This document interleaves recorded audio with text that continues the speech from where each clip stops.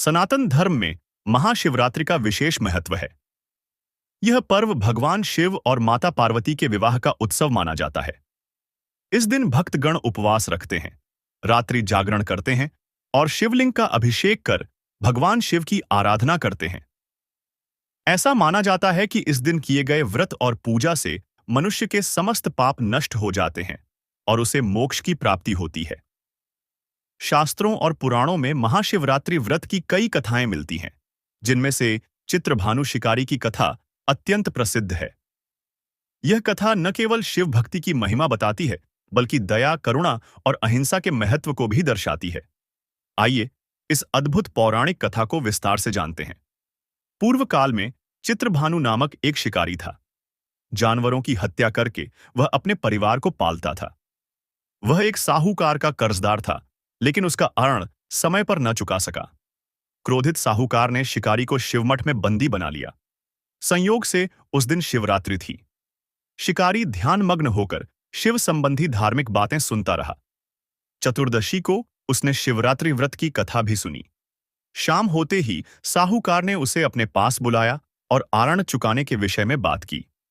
शिकारी अगले दिन सारा ऋण लौटा देने का वचन देकर बंधन से छूट गया। अपनी दिनचर्या की भांति वह जंगल में शिकार के लिए निकला, लेकिन दिन भर बंदी गृह में रहने के कारण भूख प्यास से व्याकुल था।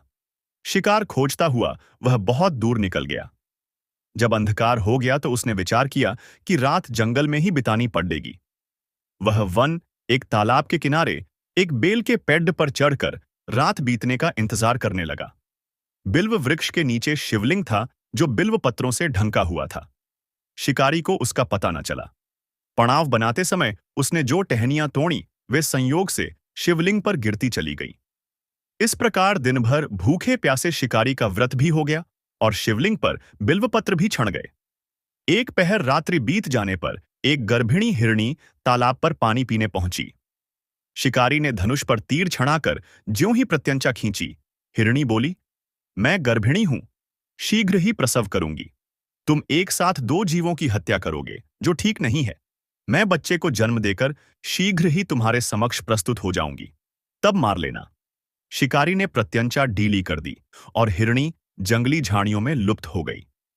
प्रत्यंचा छड़ाने तथा ढीली करने के वक्त कुछ बिल्व पत्र अनायास ही टूटकर शिवलिंग पर गिर गए। इस प्रकार उससे अनजाने में ही प्रथम प्रहर का पूजन भी संपन्न हो गया। कुछ ही देर बाद एक और हिरणी उधर से निकली। शिकारी की प्रसन्नता का ठिकाना न रहा। समीप आने पर उसने धनुष पर बाण छड़ाया। तब उसे देख हिरणी ने विनम्रतापूर्वक निवेदन किया, हे शिकारी, मैं थोड़ी देर पहले रथु से निवृत्त हुई हूं, कामातुर विरहिणी हूं, अपने प्रिय की खोज में भटक रही हूं।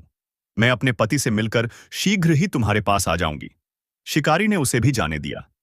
2 बार शिकार को खोकर उसका माथा ठनका। वह चिंता में पड़ गया। रात्रि का आखिरी पहर बीत रहा था। इस बार भी धनुष से लगकर कुछ बेलपत्र शिवलिंग पर जा गिरे तथा दूसरे प्रहर की पूजन भी संपन्न हो गई। तभी एक अन्य हिरणी अपने बच्चों के साथ उधर से निकली। शिकारी के लिए यह स्वर्णिम अवसर था। उसने धनुष पर तीर छड़ाने में देर नहीं लगाई। वह तीर छोड़ने ही वाला था कि हिरणी बोली, हे शिकारी, मैं इन बच्चों को इनके पिता के हवाले करके लौट आऊंगी। इस समय मुझे मत मारो। शिकारी हंसा और बोला, सामने आए शिकार को छोड़ दूं? मैं ऐसा मूर्ख नहीं। इससे पहले मैं 2 बार अपना शिकार खो चुका हूं। मेरे बच्चे भूख प्यास से व्यग्र हो रहे होंगे।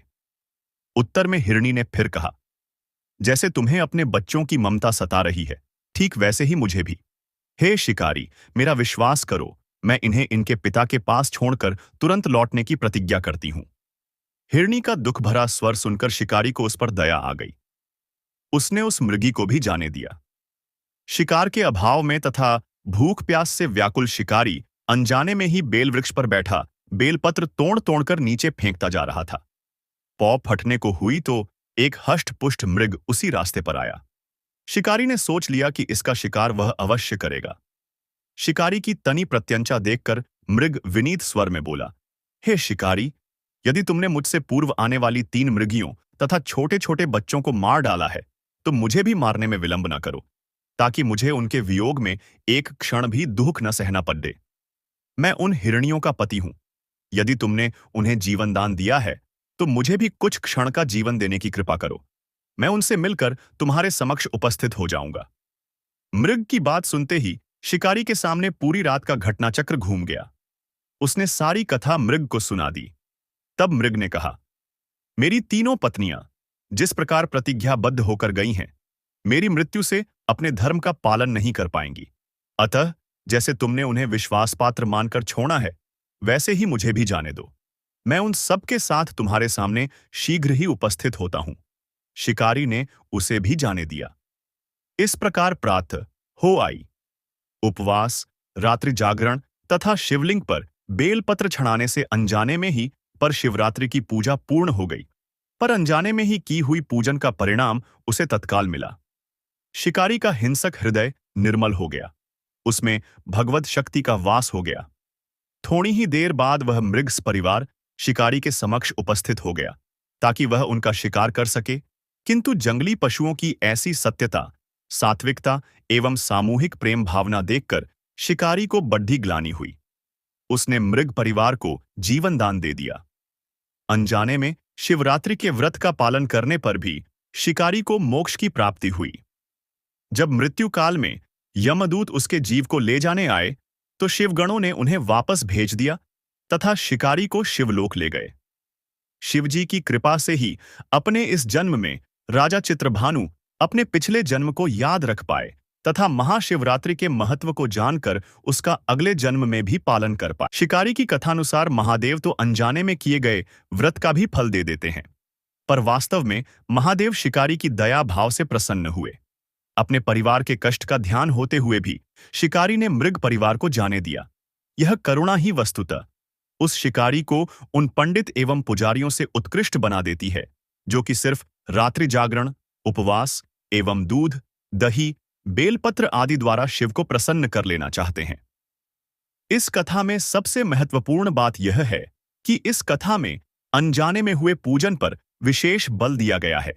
इसका अर्थ यह नहीं है कि शिव किसी भी प्रकार से किए गए पूजन को स्वीकार कर लेते हैं अथवा भोलेनाथ जाने या अनजाने में हुए पूजन में भेद नहीं कर सकते हैं। कथा से हमें यह शिक्षा मिलती है कि अनजाने में भी किए गए पुण्य कर्म फलदायी होते हैं।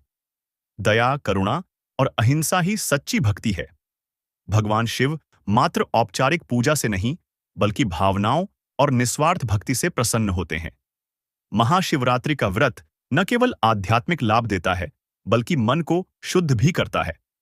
अगर आपको महाशिवरात्रि व्रत की यह कथा पसंद आई हो, तो वीडियो को लाइक करें, शेयर करें और हमारे चैनल को सब्सक्राइब करें, ताकि आप इसी तरह की और भी रोचक पौराणिक कथाएं सुन सकें। हर हर महादेव, जय भोलेनाथ।